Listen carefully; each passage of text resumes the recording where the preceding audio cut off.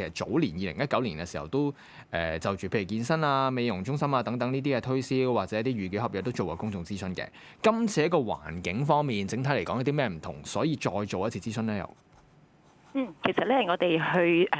檢討呢個商品説明條例嘅時候咧，都細心研究咗近年消費者投訴嘅個案啦，同埋海關嘅執法經驗，分析咗一啲常見嘅不當銷售同埋營商手法嘅趨勢，亦都有參考其他司法管轄區嘅做法。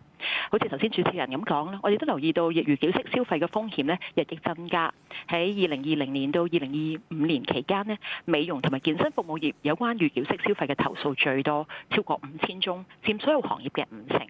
同時間，高壓同埋一啲誘導式嘅銷售手法持續好普遍。銷售員以各種嘅理由咧，去遊說消費者去預繳大額嘅款項去購買服務，有時甚至使用啲騷擾啊、威逼嘅手段去施加不當嘅影響，迫使消費者作出交易決定。喺過去6年呢，喺最常見出現呢一啲不當營銷手法嘅行業裏邊呢，美容同埋健身服務業個案就佔咗近90%。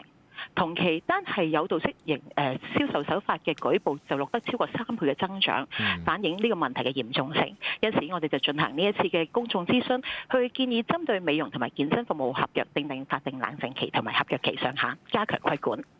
頭先我都講咗少少，譬如冷靜期就你即係諮詢嗰度啦，就建議設立7日嘅法定冷靜期等等啦。咁仲有啲乜嘢重點都可能想喺公眾諮詢度聽下大家嘅意見嘅咧？多謝你啊！其實今次公眾諮詢嘅目標咧，其實我係希望商戶同埋消費者咧共同構建一個有效啦、具透明度同埋公平公正嘅制度，為香港營造一個有利於刺激消費嘅良好營商環境。喺考慮具體嘅建議時候咧，我哋必須喺保障消費者權益同埋尊重合約自由啦，裏面取得適當嘅平衡。